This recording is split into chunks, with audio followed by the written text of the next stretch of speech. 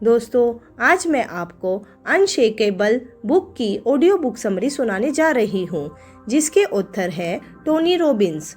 अगर आप अपनी 20s में हैं और आपके सर पर एक छत है, आपको टाइम पर खाना मिल जाता है और आप अपने बिल्स पे कर देते हो, तो आपको ऐसा फील होता होगा कि आपके पास एक अच्छी जॉब है और आप फिनेंशियली बहुत ही अच्छा कर रहे हो। पर क्या आप अपनी लाइफ में सिर्फ सरवाइव करने से भी ज़्यादा कुछ और करना चाहते हो? तो आज की ये ऑडियो बुक समरी सिर्फ आपके लिए है, क्योंकि सच तो यह है कि अपनी इनकम इंक्रीज करके, पार्ट टाइम जॉब करके, खुद को पुश करके आप लाइफ में कुछ बड़ा अचीव नहीं कर सकते हो। और सच बताऊं तो कोई भी जिंदगी भर पैसे के लिए काम नहीं करना चाहता है, बट एट द एंड कुछ लोग ही ऐसे होते हैं जिन्हें अपने फ्यूचर में पैसे के लिए काम करने की ज़रूरत नहीं पड़ती है, वह फिनेंशियली फ्री हो जाते हैं। सो आप ऐसा क्या कर सकते हो जिससे कि आप एक अच्छा घर खरीद पाओ, अपनी फैमिली को एक अच्छी लाइफ दे पाओ, अपने बच्चों को अच्छे से कॉलेज में पढ़ा पाओ और एक कंफर्टेबल रिटायरमेंट इंजॉय कर पाओ? यह सारे सपने सुनने में तो too good to be true वाले ड्रीम्स की तरह लगते हैं, बट मोटिवेशनल स्पीकर और ऑथर टोनी रॉबिन्स कहते हैं कि अगर आप अपने आप को फ्यूचर में थैंक यू बोलना चाहते हो तो आपको आज ही इन्वेस्टिंग शुरू कर देनी चाहिए। तो आज की इस ऑडियो बुक में टोनी रॉबिन्स की बुक अनशेकेबल से कई इम्पोर्टेंट मनी के लेसन सीखेंगे जो आपकी फिनेंशियल जर्नी में बहुत हेल्प करेगी। तो चलिए शुरू करते हैं। 4 core principles of share market. दोस्तों, इन 4 कोर प्रिंसिपल्स को एंड तक जरूर सुनिएगा। Number 1, winter is coming but when. Recent studies के अकॉर्डिंग 60% लोग फिनेंशियल मार्केट में अपना ट्रस्ट लूज करते जा रहे हैं, जिसकी वजह से कई सारे लोग अपनी सेविंग्स के 40% को कैश में रखते हैं। इसका मेन रीज़न क्या है? इसका रीज़न यह है कि लोग बहुत ही ज़्यादा डरते हैं। उन्हें डर लगता है कि वह गलत टाइम पर मार्केट में इन्वेस्ट कर रहे हैं और अगले मार्केट क्रैश में उनकी सारी मेहनत की कमाई खाक हो जाएगी, जैसा सच में लोगों के साथ हुआ भी है। बट ऑथर कहते हैं कि मार्केट क्रैशेस जहां अगर मार्केट 10% से ज़्यादा डाउन भी हो जाता है तो उसे मार्केट करेक्शन कह सकते हैं, और वही अगर 20% से भी ज़्यादा डाउन हो जाता है तो उसे बियर मार्केट बोला जाता है। बट इन सब से डरने की कोई ज़रूरत नहीं है, बल्कि यह तो इन्वेस्ट करने की सबसे बेस्ट अपॉर्चुनिटी होती है। 1900 से 2015 तक 34 बियर मार्केट रहे हैं, बट यह सारे मार्केट क्रैशेस हमेशा टेम्परेरी रहे हैं। इनफैक्ट लास्ट के 200 साल स्टॉक मार्केट में इन्वेस्ट करने का सबसे बेस्ट टाइम रहा है। विंटर इज कमिंग, यानी सबको लगता है कि मार्केट क्रैश आने वाला है, बट कोई नहीं जानता कि यह कब होगा और इसे हम कंट्रोल भी नहीं कर सकते हैं। और अगर आप स्टॉक मार्केट में इन्वेस्ट करने जा रहे हो तो आपको मार्केट क्रैश तो एक्सपीरियंस करना ही होगा, जैसा हम कई सारे मौसम एक्सपीरियंस करते हैं। गर्मी होती है, फिर बारिश होती है, फिर सर्दियाँ आती है और फिर से गर्मियाँ आती है। इसी तरह मार्केट के भी मौसम चेंज होते रहते हैं और हमें सर्दियों के मौसम में यानी मार्केट क्रैश के टाइम पर हमें हिम्मत रखनी चाहिए और यह समझना चाहिए कि सर्दियों के बाद गर्मी आती है। मार्केट क्रैश के बाद मार्केट वापस ऊपर भी जाता है और पहले से भी कई ज़्यादा ऊपर चला जाता है। जैसे फॉर एग्जांपल 2020 में कोविड की वजह से एक मार्केट क्रैश आया था, जहां सेंसेक्स 3 महीने में ही 41,000 से गिरकर 27,000 पर आ गया था, जहां लोग बहुत ज़्यादा डर गए थे और लॉस में ही अपने पैसे निकाल लिए थे। बट वही सबसे बेस्ट टाइम था मार्केट में पैसे इन्वेस्ट करने का। Number 2, compound interest means it is never too soon to invest. हम ह्यूमंस में यह एबिलिटी है कि हम किसी भी रिपीटेटिव पैटर्न को बहुत ही जल्दी कैच कर लेते हैं और उस हिसाब से एक्शन लेने लग जाते हैं। फॉर एग्जाम्पल, ह्यूमंस ने अपने अर्ली एजेस में मौसम को पहचानना शुरू करा और उस हिसाब से अपनी फसलों को भी उगाना स्टार्ट किया। इसी तरह अगर आप भी स्टॉक मार्केट से अच्छे रिटर्न्स कमाना चाहते हो तो आपको भी इसके कुछ पैटर्न्स को समझना होगा, जिसमें सबसे बेसिक पैटर्न है कंपाउंड इंटरेस्ट का, जिसे आई एम श्योर आप जानते ही होंगे। जहां आपको जो रिटर्न्स मिलते हैं वह आपके कैपिटल में ऐड होकर आपको उस पर और रिटर्न जनरेट करके देते हैं और टाइम के साथ साथ वह वैल्यू बढ़ती जाती है। बट हमारे ब्रेन को फिनांस के मामले में यह सिंपल 2 + 2 + 2 + 2 = 8 मैथ ही समझ आती है। बट कंपाउंडिंग 2 × 2 × 2 × 2 × 16 की तरह काम करता है, जहां हम समझ तो जाते हैं कि कंपाउंडिंग कैसे काम करती है, बट हमें इसके रियल पावर को रियलाइज नहीं कर पाते हैं। फॉर एग्जाम्पल, अगर आप अपने 19th बर्थडे को हर साल 1 लाख रुपए इन्वेस्ट करना शुरू करते हो और आपको एक एवरेज 50% का रिटर्न मिलता है, तो लगातार इस साल के बाद जब आप अपना 38th बर्थडे का केक काट रहे होंगे तब आपके अकाउंट में 1 करोड़ रुपए होंगे। और अगर आप 5 साल और रुक जाओ तो सिर्फ 5 सालों में यह अमाउंट डबल हो जाएगी और एट द एज ऑफ 43 आपके अकाउंट में 2 करोड़ रुपए के आसपास होंगे। इस तरह आपको एक साल की क्या वैल्यू है आप समझ ही गए होंगे। इसलिए आप जिस भी कंडीशन में हो, आपके पास जितना भी पैसा हो उसमें से कुछ तो अमाउंट इन्वेस्ट करना स्टार्ट ही कर दो, क्योंकि आप जितना लेट करते जाओगे आपका टाइम आपके पैसों की वैल्यू को और कम करता जाएगा। Number 3, the core 4। नाउ जल्दी स्टार्ट करना अच्छी बात है, बट कहाँ इन्वेस्ट करना सही है और कहाँ नहीं, यह एक बड़ा सवाल है जिसके लिए सभी एक्सपर्ट्स और ग्रेट इन्वेस्टर्स इन 4 प्रिंसिपल्स को फॉलो करते हैं। Number 1, don't lose.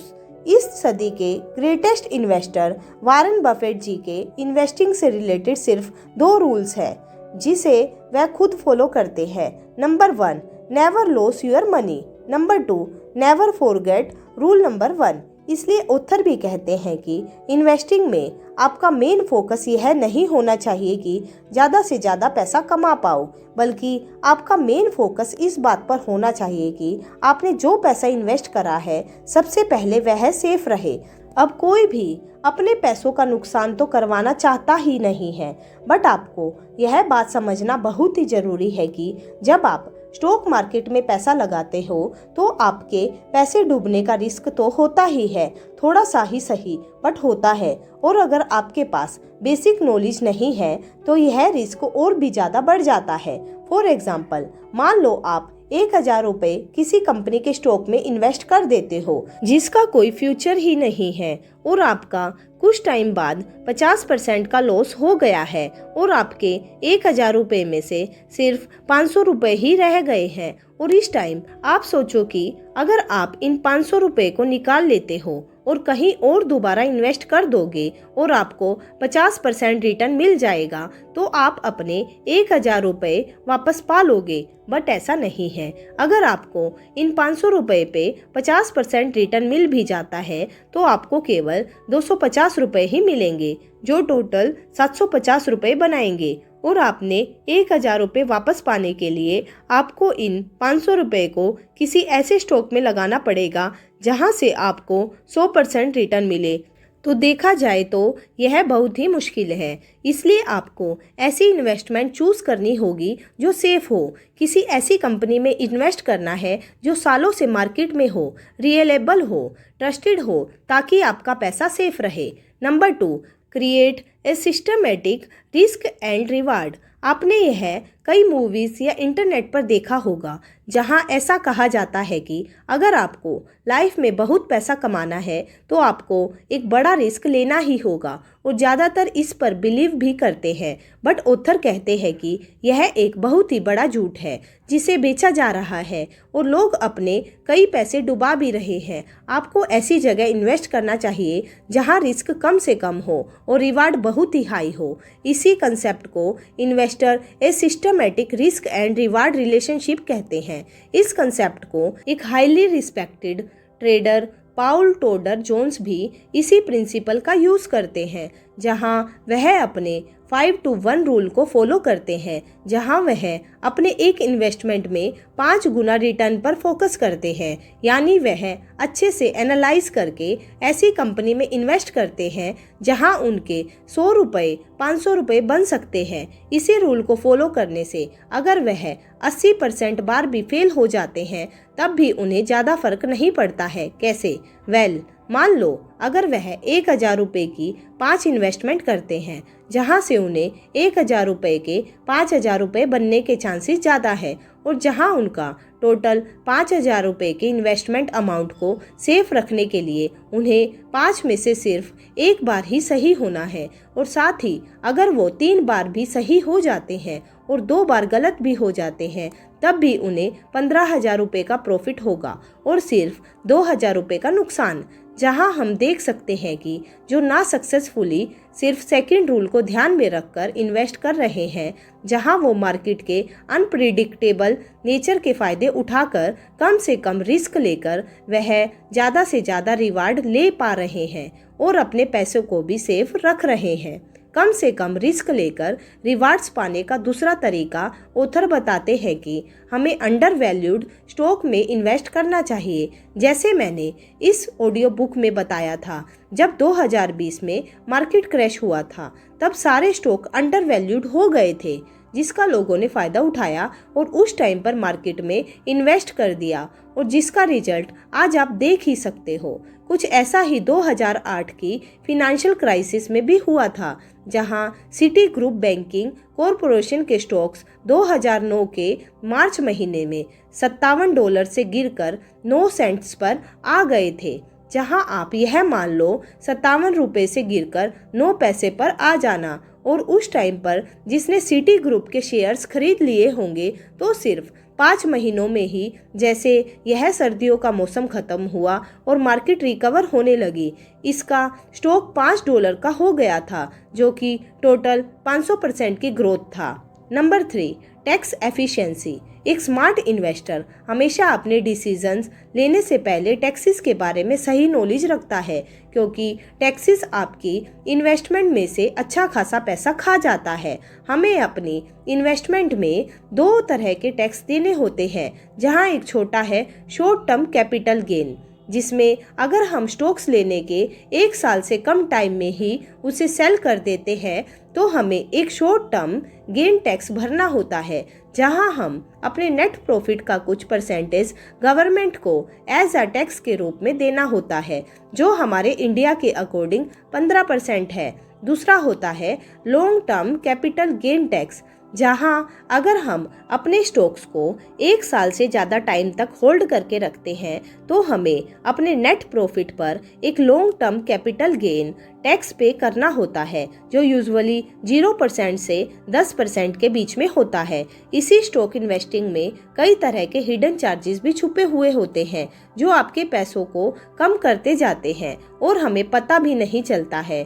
इसलिए कभी भी इन्वेस्टमेंट करने से पहले हमें सभी फीस और टैक्सेस को कंसीडर करना चाहिए। जैसे कई लोग म्यूचुअल फंड में भी इन्वेस्ट करते हैं, जहां पर फंड को मैनेज करने के लिए आपसे फीस भी ली जाती है, जिसके बारे में कई लोगों को पता भी नहीं होता है, और साथ ही आपको टैक्स देना होता है वो अलग। इसलिए ऑथर सजेस्ट करते हैं कि अगर आप इंडिविजुअल स्टॉक्स में इन्वेस्ट नहीं करना चाहते हैं तो आपको म्यूचुअल फंड्स में नहीं बल्कि इंडेक्स फंड्स में इन्वेस्ट करना चाहिए, जहां आप बिना नॉलेज के किसी गिनी चुनी कंपनीज में इन्वेस्ट नहीं करते हो, बल्कि आप मार्केट के टॉप कंपनीज में इन्वेस्ट करते हो, जिसमें आपको कोई एक्सपेंसिव फीस भी पे नहीं करनी पड़ती है।